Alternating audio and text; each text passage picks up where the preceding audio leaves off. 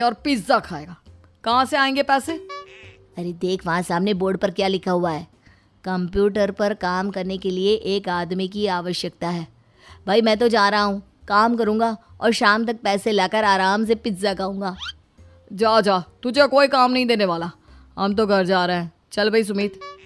सुमित और अविनाश वहाँ से चले जाते हैं और विवेक उस कंप्यूटर शॉप पर सारा दिन काम करके 5,000 रुपये कमा कर घर लौट कर आता है और अपने खाने के लिए अच्छी अच्छी चीज़ें भी लेकर आता है। ये देखकर विवेक और सुमित के दिल में भी कुछ पैसे कमाने की इच्छा जागती है। अरे सुबह सुबह कहाँ चल दिए तुम? मम्मी जी एक बहुत अच्छी जगह मिली है। कंप्यूटर पर काम करने के 5,000 मिले थे कल मुझे।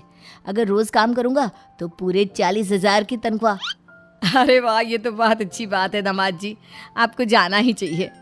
सुमित और अविनाश विवेक को इस तरह तरक्की करते देखकर परेशान हो जाते हैं और वो दोनों भी काम की तलाश में निकल पड़ते हैं। धीरे धीरे उन दोनों को भी काम मिल जाता है। अब कावेरी के तीनों दामाद छोटी मोटी नौकरी करके अच्छा पैसा कमाने लगे थे। एक दिन कावेरी उन्हें अपने पास बुलाती है। अरे वाह, विवेक 40,000 कमा लेता है, अविनाश 60,000 और सुमित तुम भी 40,000 के आसपास कमा ही लेते हो।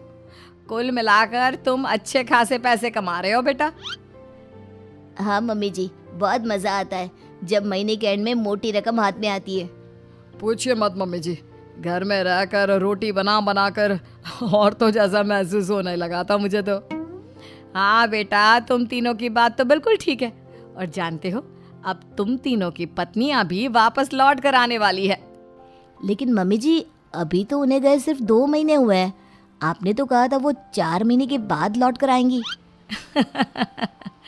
ऐसा कुछ नहीं है बेटा, मैं सिर्फ तुम तीनों को सबक सिखाना चाहती थी कि आदमी घर में बैठकर बीवी की कमाई खाता हुआ अच्छा नहीं लगता। इस दुनिया में हर इंसान को मेहनत करनी चाहिए, काम करना चाहिए, चाहे वो औरत हो या आदमी, ताकि अपने परिवार को संभाल सके।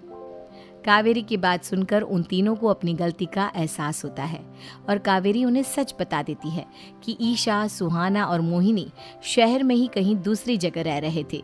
शाम के वक्त उन तीनों की पत्नियां लौट कर आ जाती है और कावेरी जी का परिवार एक खुशहाल परिवार की तरह रहने लगता है।